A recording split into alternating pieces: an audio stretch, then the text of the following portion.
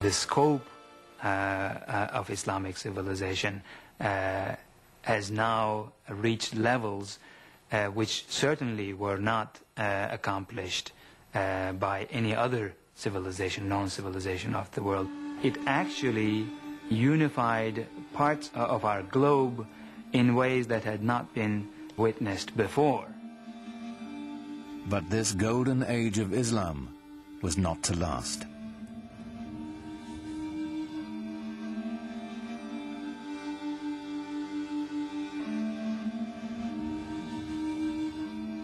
After shrugging off the Crusades and bringing the precious gift of knowledge to Europe, the great cities of the Islamic Empire would be brought to ruin by a force more terrible than anything the Europeans could muster.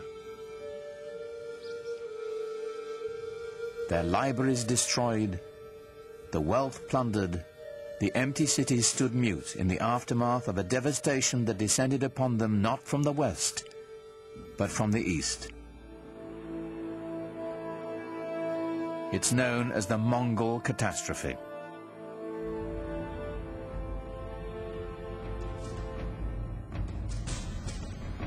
The Mongols were Turco-Mongolian nomads from the steppes of Central Asia. In the 13th century, they rampaged across much of Eurasia between the Ukraine and China.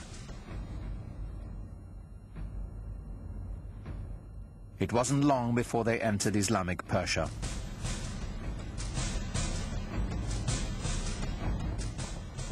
To the cultured, urban Muslims, these guys were a bunch of savages.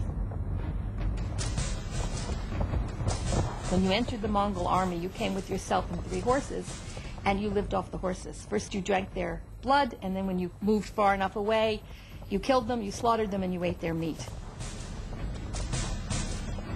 And that's why they could go so far and survive so long.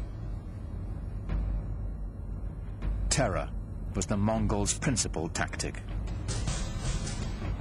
One of the local Iranian leaders foolishly decides to kill off the emissary that the Mongols have sent. And in doing that, he evokes the anger of the Mongols, who want to use him as an example. And they use this retaliatory technique often of killing off entire towns, wiping them out as examples. And so they build these fantastic towers of skulls where they pile up all the dead bodies as an example, and then all the other towns around immediately give way.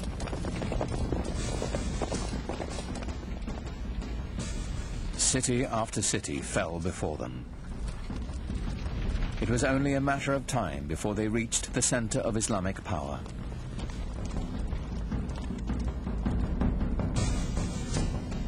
On February the 10th, 1258, the Mongols took Baghdad.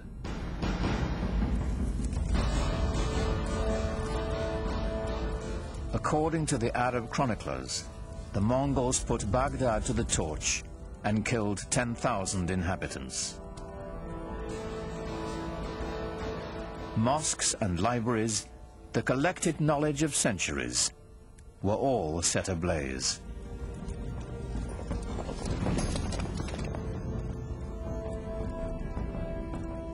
Within less than 50 years, the Mongols seized the heart of the Islamic Empire from the Arabs.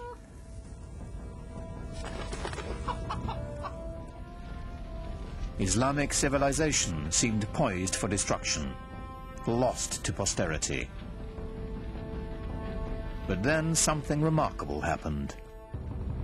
While the consensus of opinion is that Mongols were a devastating force, I personally feel that they also had a very positive effect on Western Asia and the world of Islam.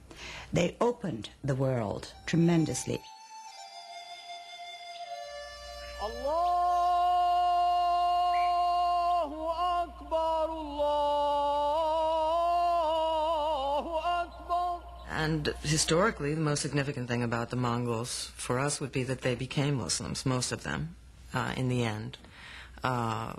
Converted to Islam and then became, after being these tremendously destructive forces, some of the greatest patrons of the arts and letters in all of Islamic history.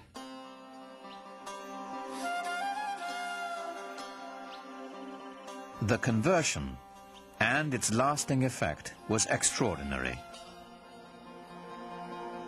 Within a decade, the Mongols had gone from building towers of human heads to building mosques glorifying God.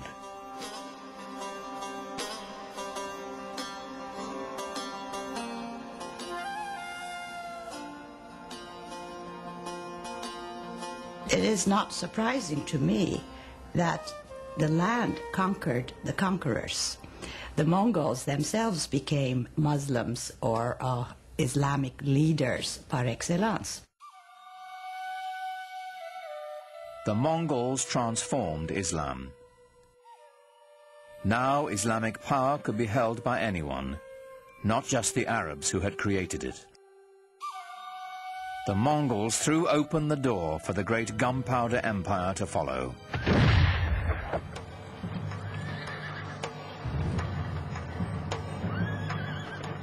The Empire of the Ottoman Turks.